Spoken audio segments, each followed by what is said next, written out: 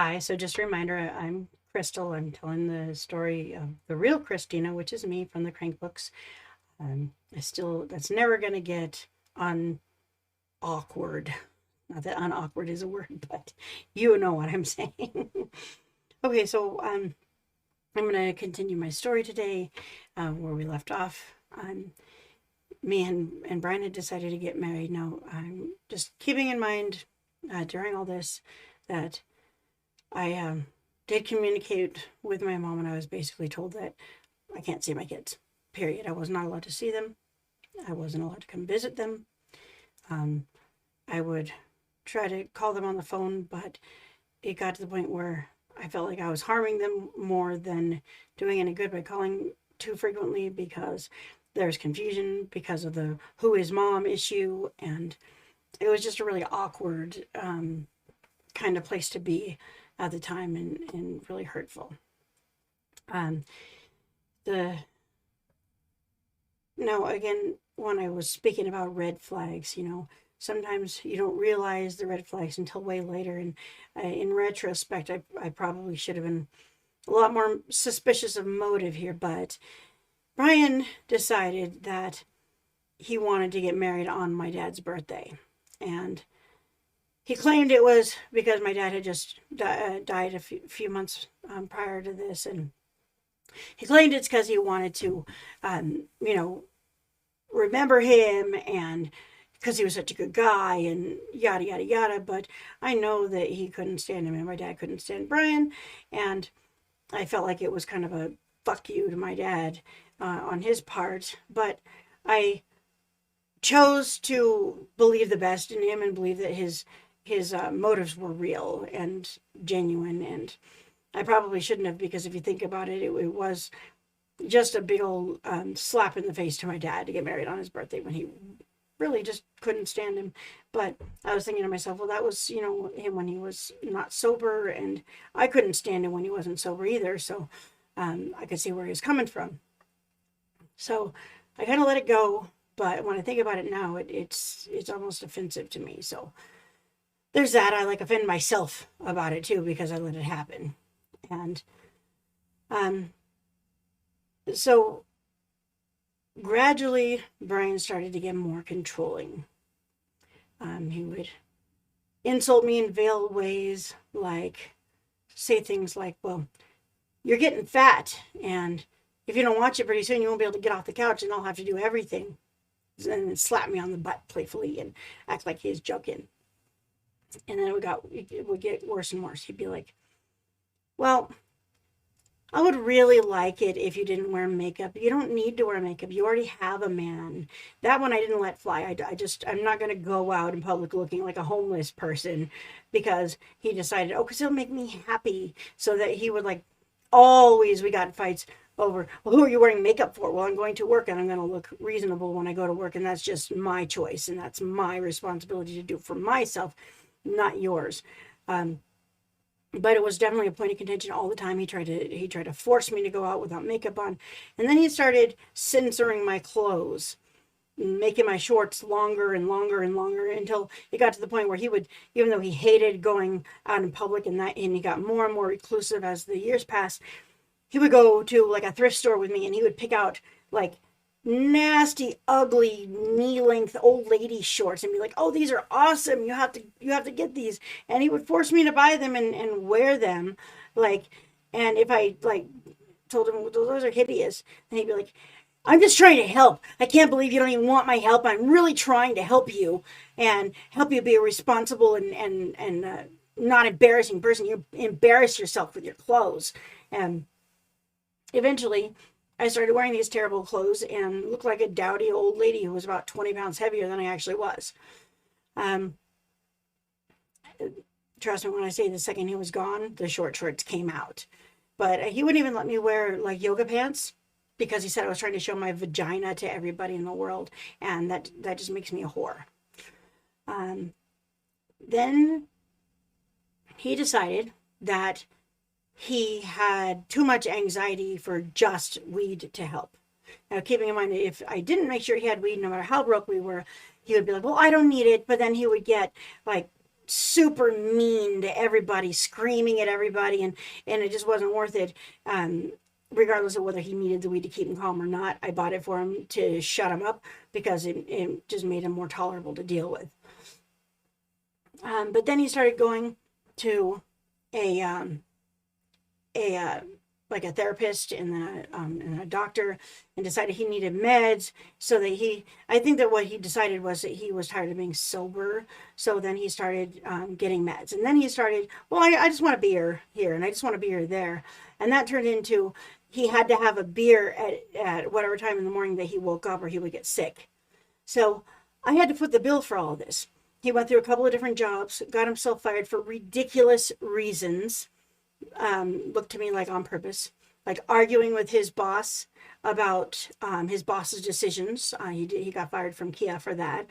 He got fired from my job for telling my white boss that he was a racist because there was a check mark next to his name when we were late, even though it was prearranged for us to be late because of the daycare hours.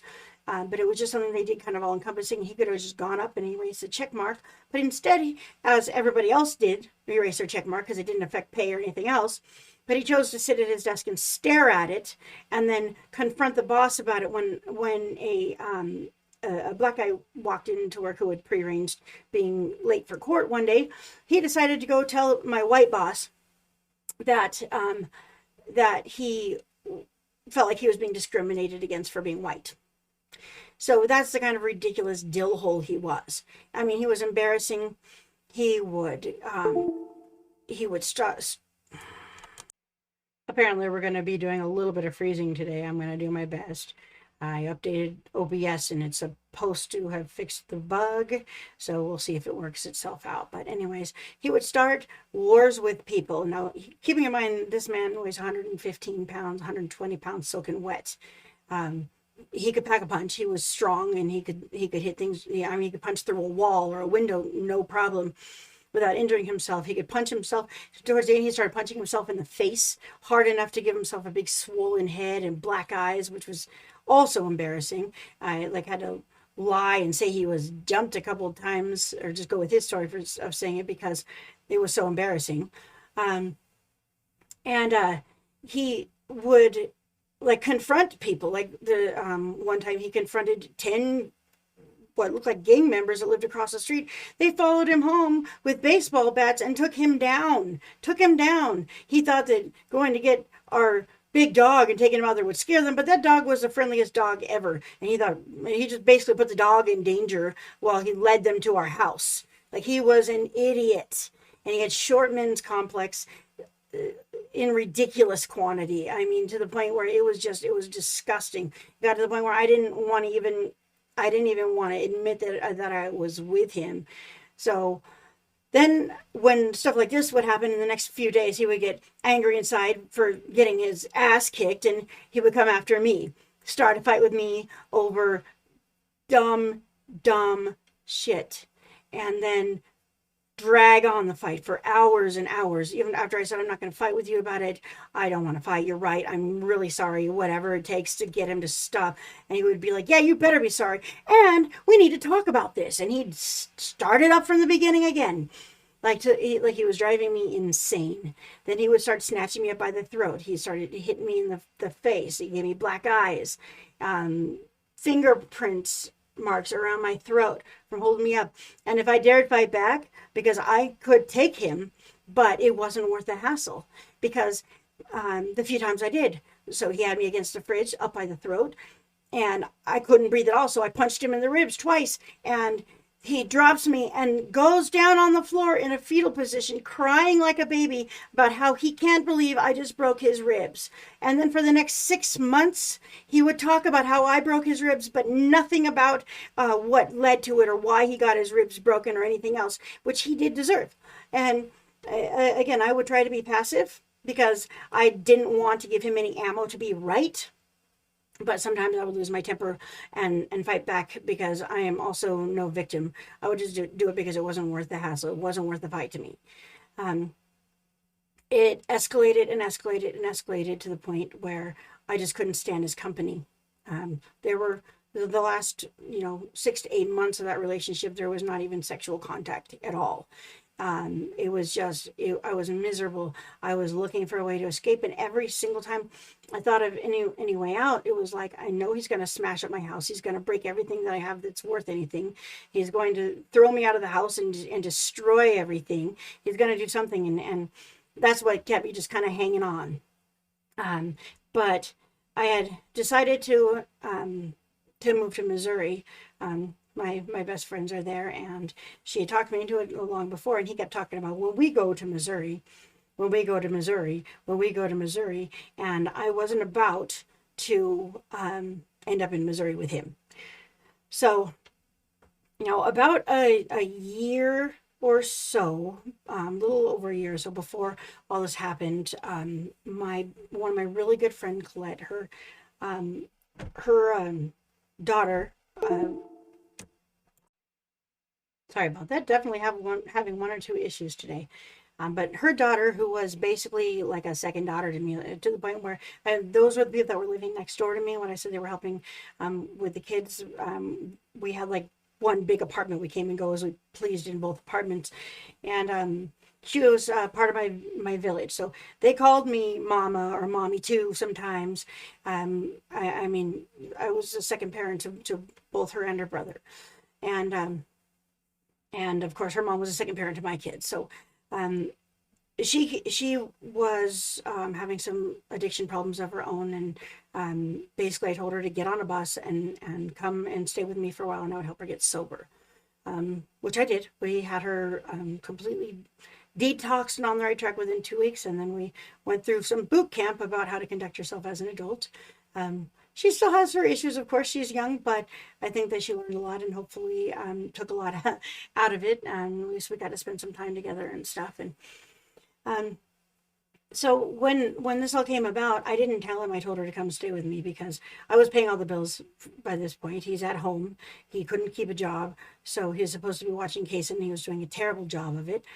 Like letting him eat bowls of white sugar out of the cupboard with a spoon. Yeah, because he climbed up there and wanted it, so he gave it to him. So he's a terrible parent. And when I waited till Megan was mostly to my house before I told him she was coming, and we got in a huge knockdown drag out. But there was nothing he could do about it. Now, he didn't want her to come stay with us because he didn't want a buffer zone. He didn't want to have to watch what he was saying and doing and keep himself in check. And he was a lot less violent when he had to, put on his facade, his front for the rest of the world. And he didn't want the rest of the world in the house where he couldn't do exactly what he wanted. But once he gets used to a person, then that goes away, and he just continues to do whatever he wants anyways. And so Megan was also a factor as to how I got out of there.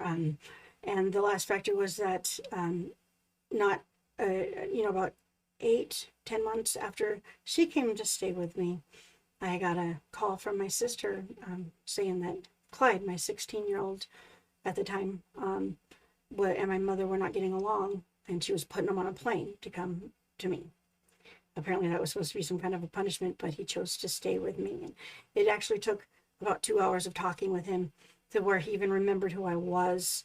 And then when he did, I could see his eyes clear, and he was like, "Mom, can I have a real hug now that I remember who you are?" And it was the best moment ever. So when he came to stay with us, he was only there maybe a month or two before the shit hit the fan with Brian. And the reason was because all of a sudden Brian's got another buffer zone in the house, and he's having to watch himself and keep himself in check. But he started to turn on him. The first time I was out getting my hair done, so I couldn't even leave the house. I was stuck with bleach in my hair at the salon, and I get a call from Clyde, and he's like, he's attacking me. I don't even know what's going on. He's yelling at me for being too loud while I was on the video game. And keeping in mind it's 2:00 in the afternoon this time around, so for him to be throwing a fit and yelling at him over being loud on a video game when he was trying to sleep at 2:00 was already just ridiculous on its own. And then so what I did was I called my cousin Christy and the Karen I was talking about, they had moved next door to me, and they lived next door to me for a while, which was awesome because they were always there for us. If I ever needed them for anything, they were always there. And I called them and I asked them if Clyde could come over and get away from Brian until I could get there. And of course they said yes, because they're amazing like that. And they took him, took him over there and took care of him. And I finally got home and I hemmed up Brian and I told him, look, I promise you, if you come after my son again, if you jeopardize this chance I have to be with him for good by making him want to go back to my mom's house, I swear to God, I will put you in the ground. I told him just like that, and I was serious. And for about a week or so, he left him completely alone, didn't speak to him or anything, but Brian was a little bitch, and he couldn't hold himself in check. It was impossible for him to be a nice person for more than a few days strung together at a time. By this time, he's an alcoholic. He's strung out on his pills. And I think that he was sneaking meth here and there in the background as well. Pretty sure, because he would accuse me of things that only someone who's hallucinating would accuse a person of. And so I was at work, and I get a call from Clyde saying, I don't know what's going on with him, but he is pissed off and starting a fight today, so just beware. So apparently he was waiting. He backed off of Clyde because he remembered what I told him. Waited until I got home. And the second I walked in the door, he started screaming about what a little piece of shit my son is. And I was like, what happened? He was like, he had this terrible, he talked like this when he was yelling. And it made you just want to punch his face in. And I'm just sitting there holding myself in check, like I just wanted to knock him out.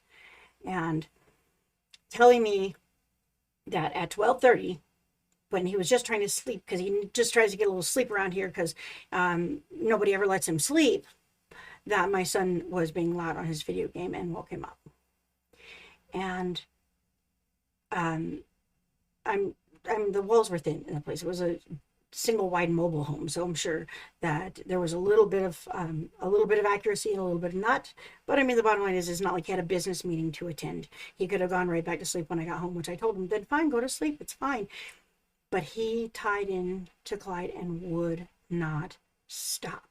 Now, the last time he did this, after I told him what was going to happen, I snatched up Megan and Kason and Clyde, and we went to the mall, and we blew some money riding around on those little mall animals for a couple of hours, and went to TGI Fridays, Megan's treat, brought home leftovers, but not for him, and just so he could know that he wasn't affecting us at all, which he was really pissed about. And he brought into the second argument, yelling about how last time I don't discipline my kids and we went out to party, but I really didn't feel like they were doing anything wrong.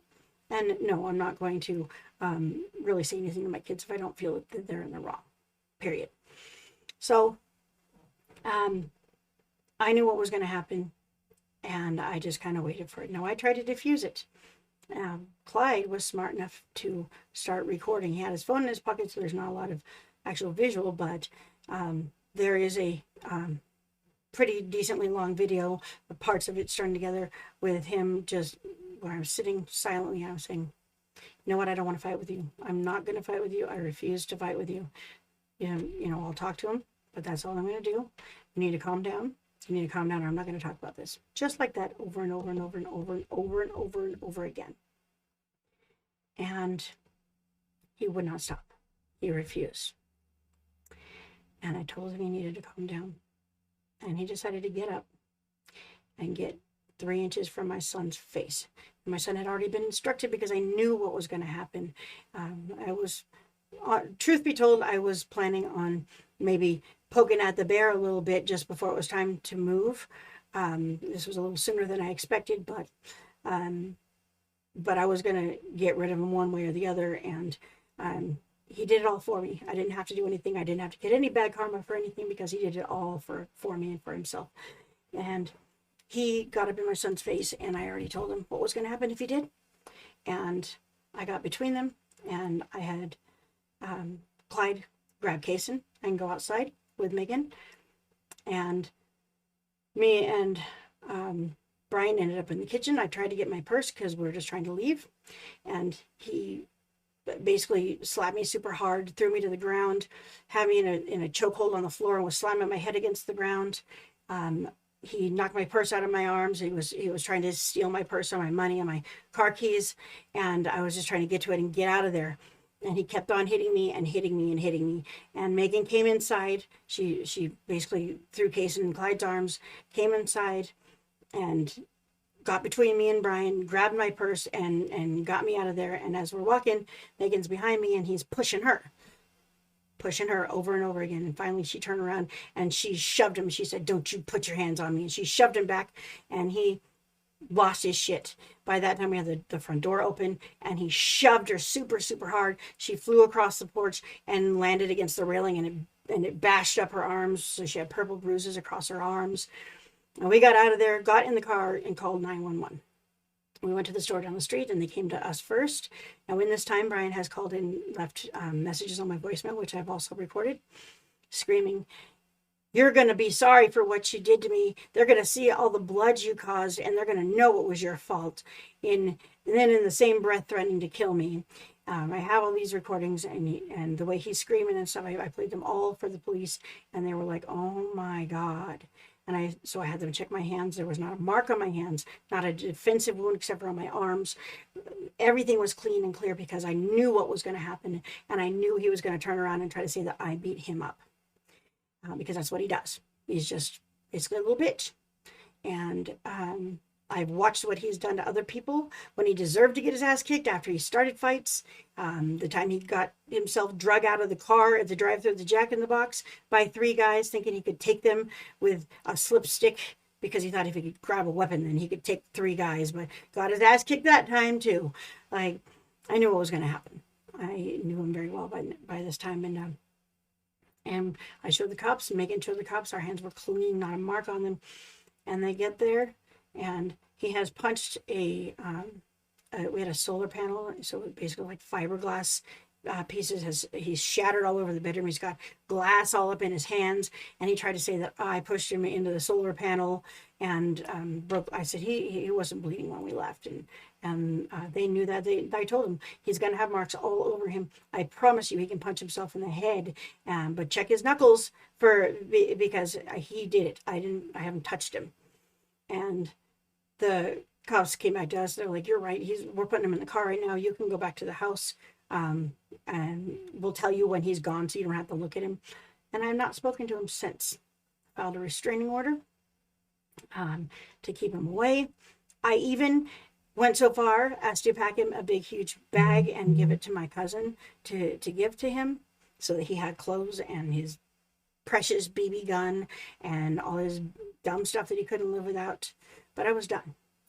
And I even paid his phone bill for 2 more months and his stupid child support for 2 more months, so he would have a chance to get a job. Not that he deserved it, but I felt like, when it comes down to it, I want to be completely in the right. I don't want to be the person who paid all the bills and then left him with nothing. And I put $300 in his wallet. That was also courtesy of Megan's help, so that he had money. So I felt like I did everything. Fewer glitches this time anyways, so that's nice. So I feel like I did everything that I possibly could do to still be a good person in all this. Right down to the fact that the thousands and thousands and thousands of dollars in tools that I bought for him over the years, I left all of it for him. I left most of the furniture.